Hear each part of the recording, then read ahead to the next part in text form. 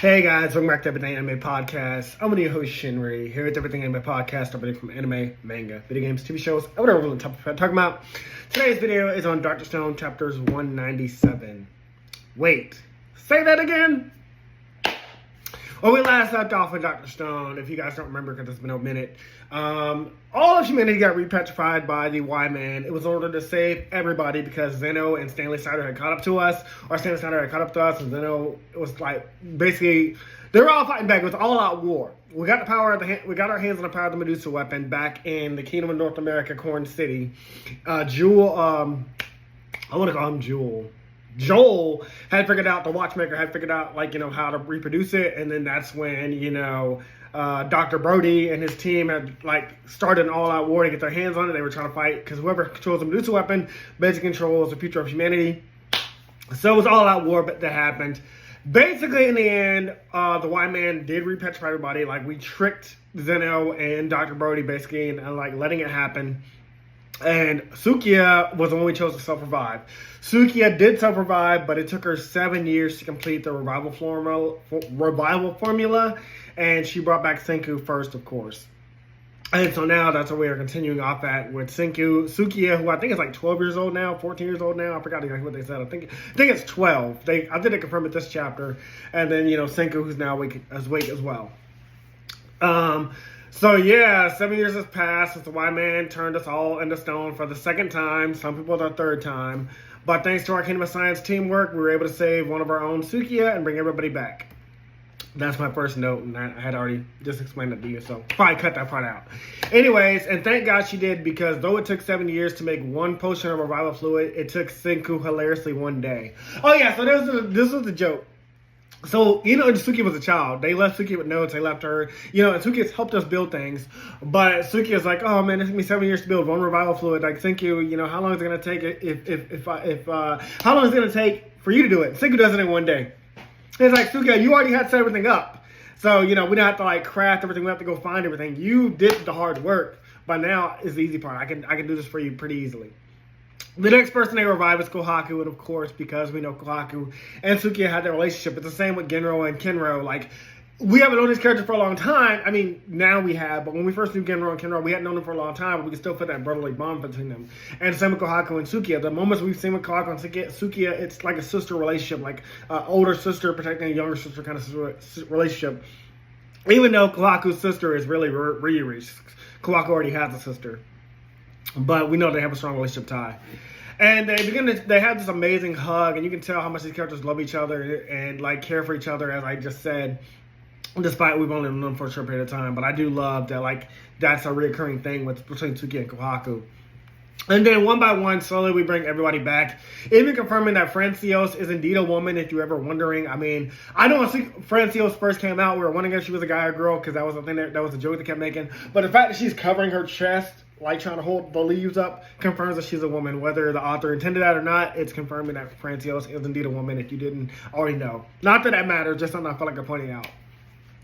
Tsukasa was also back and alive, and despite his previous injuries along with Kohaku, if you remember, they were gunned down by Stanley Snyder's group. They are alive and well. But what about Hyoga? Hyoga was confirmed to be dead before the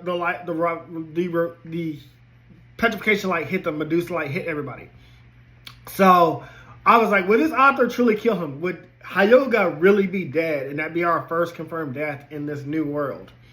Well, that is the ultimate question on everybody's mind. Even I was thinking that when I was reading it. I was like, is Hyoga dead? What's going on? But it's confirmed that he's actually alive, which is kind of crazy. But it's what he says that truly makes this moment awesome. He tells the group that he loves them.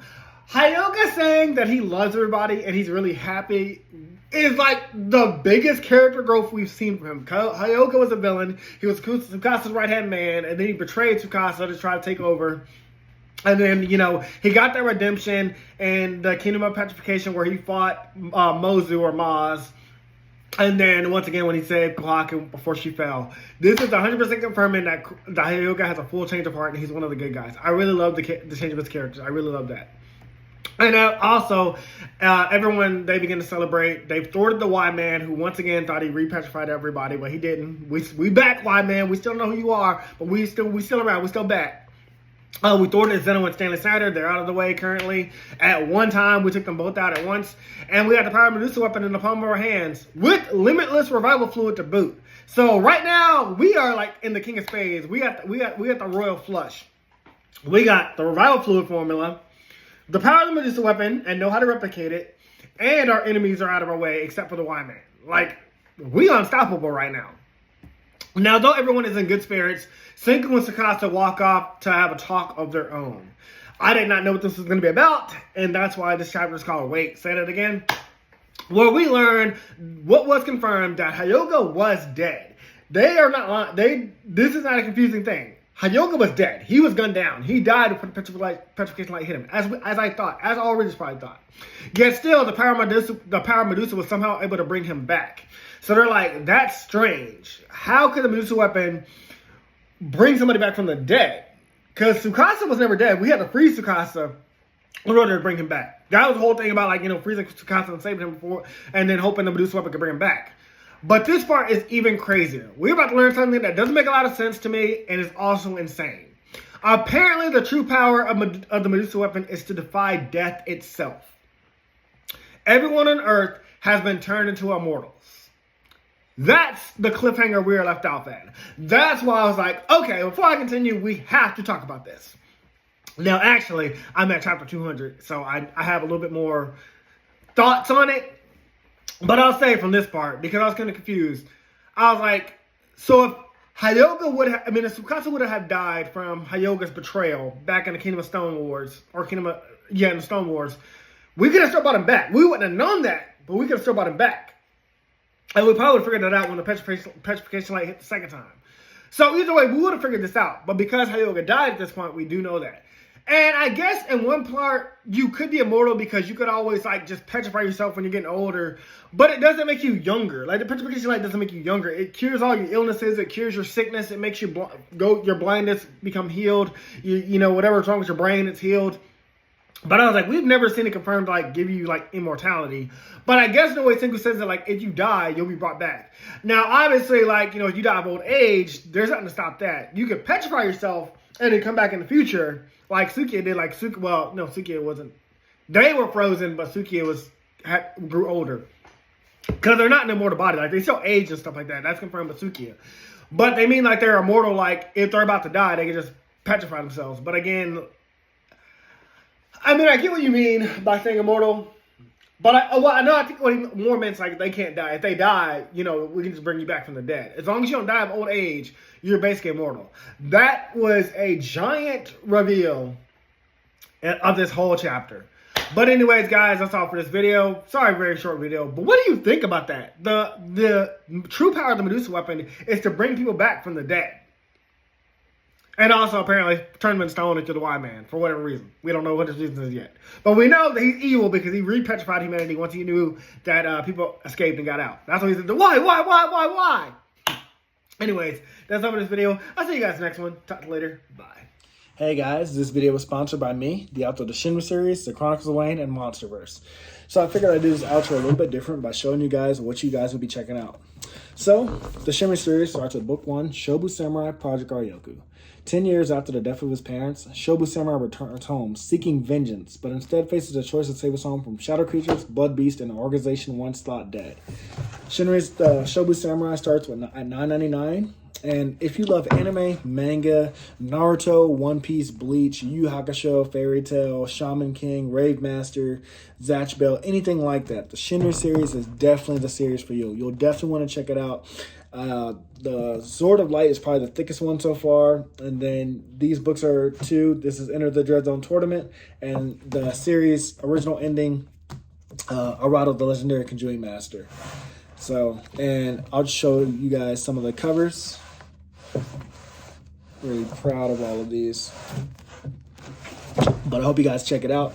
If you don't like that, I also have the current published books for the Chronicles of Wayne, Love Be Damned, Cotton Candy, full moons, fabled lovers, a cursed virgin's bite. If you go where monsters dance, red will reign over your house. Love be damned. Now, the Chronicles of Wayne is about a geeky guy, or a nerdy guy in high school. His senior year, he has a crush on the hottest guy in school, because of course he does. He's only got one best friend, and her name is Barb. Well, the hottest guy in school turns out to be a werewolf. And to make the story more interesting, he bites Wayne and turns Wayne into the first ever wolfman in the last 10 years. And because of that, it was also a sacred law that wolfmen should never be created. I don't want to get into too much of the Chronicles of Wayne without spoiling it, but I can tell you it's very short. This one sells for $6.99, and Love Be Caged right after it.